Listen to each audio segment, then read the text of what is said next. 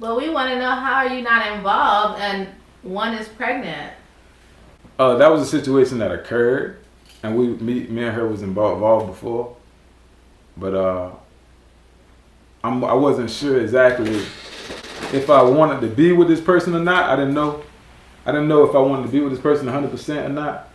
So what I did was I took the time, I sat back and said, Joe, you got to think about how you may be affecting this person or not. Because you could be selfish and say, yeah, I want to be with her, I want to have sex with her, I want to do all these things with her, and take from her peace of mind, her trust, loyalty, etc., etc., all the things that come with friendship, right? Or you can look at it from the flip side and say, be a best friend first and tell her how you feel. Tell her that you are confused. Tell her that you don't know who you want to be with. Tell her that you do want to be single for a while and you want to clear your mind and you don't want to be involved right now. And then when you figure things out, you move forward from that point. So that's what I did. I told her that I don't want to be involved. I told Shanice that. I told Shakia that. And that's where I'm at in my life. I've been Now let celibate. us know what type of work you do. Let us know that you're not what everybody thinks you are. You are a good guy. Tell them what you do. Well, I'm a coach. I'm a football coach. Well, I'm a teacher first. I'm a PE teacher. I like to teach PE. I work at Hastings Youth Academy, which is a detention center. I work with a lot of youth. I'm out here in the community trying to change lives. That's what's important. Been Do you effective. think that you're confusing the youth with what you're doing? I don't think that the youth has a view on my personal life, and if they do, I wouldn't have a problem telling them at all that number one, you should always be honest. Always be honest. At all points. At all points, and that was something I had to learn. I didn't always know that, but you should always be honest, and you should always speak on how you feel, not what you think is right. Go based off how you really feel. Right. How you really feel. No one's perfect. I'm not judging you. You know, no one can judge you. But I thank you for coming on the show tonight. With I us. appreciate you Okay. being here. Thank you. Cuz. Coming to the stage, we have the director, the creator, and the executive producer, Jerry F. Now. Gonna sing it to you time and time again. Oh, Casanova. Why do you want to shoot? Because I'm the executive producer. Y'all ain't put no money in this. Peggy, ultimately you have to. No, I don't. You Why? signed the contract. I will take you to court.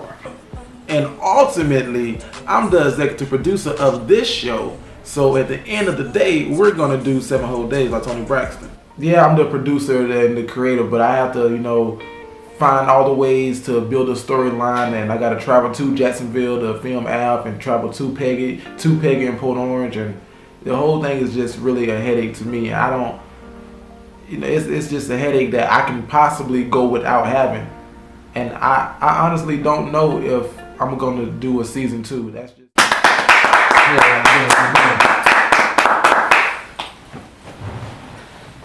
Welcome to the show, your show. Yes. How was everything? How is everything? Everything. Well, I'm doing my production company now, Jeriel Productions, and I'm getting that started and in the motion. So that's looking to be pretty good. Fridays with the Fennells was a Jeriel production, my first production, and it was fun. Like I say, it was fun.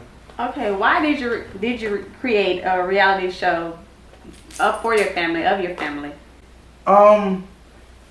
Because reality is like reality television. Rather, is the thing that's really popping on. It's prevalent on television now. And I had the initial idea in 2009 with I'd like a PowerPoint on Facebook, and I had an idea, but it wasn't going to work because GR was off in Iowa. JoJo and Al was at JU, had a game every Saturday and practice all week. I was in high school, my mom was working, Tasha was off being independent. Tanika was in Georgia still, and Peggy was in school. So it would have been really hard to get everybody together and try to do a show then. But fast forward 4 years later, I watched a show called Braxton Family Values, which had my exact same idea with like sub names for everybody and a family show. And I was like, they beat me to the punch. If I would have did it in 2009, maybe I would be on WeTV opposed to the Braxtons. But Okay. What is the hardest part about doing the show when you know, everybody had their own pretty much thing that they wanted to do. And, you know, how did you keep steady and keep moving and, you know, want to continue to do the show with everybody in different attitudes? The hardest part about doing the show, honestly, would have to be working with family. Okay, all right. Now, you and Peggy, I see you mentioned that. What was, you know, you guys' relationship? You pretty much the two babies out of 7. Mm-hmm. You know, what was going on with that whole situation? Peggy doesn't like my view. The view of the show. She thinks that I'm sending the show on a downward spiral, and I don't necessarily think that it's going on a downward spiral. I think that I'm hitting the points that everyone wants to see, which is comedy and drama. That's why you watch TV, to laugh and to take somebody else's drama. Scandal wouldn't be the #1 show on television if it wasn't full of drama. Kevin Hart wouldn't be the man of the century if it wasn't for him being funny. Not everything that was happening in the show, everything was real, was some of it fake? 90% of what you saw was 100% authentic. 10% was synthetic. The 10% that was synthetic was the confessionals. When you get behind the camera, like all reality shows, and they talk about it, that I tell them, we can cut this and we can redo it how many times you want to, but the actual reality of it is real. Okay. I wanted to get my sister Tanika actually into the action. We really didn't get a chance to see her this episode except for the one trip that we took to Georgia. Hey Tanika. Hi. How are you? I'm well. How are you? Pretty well. I have all the family here. We're in the audience and whatnot. Hello, everybody. Alright. So, Tanika, you know, Decorah asked me what we're going to do in season 2, and I kind of blew the question off. Mm-hmm. I spoke to you earlier, and you had your opinion.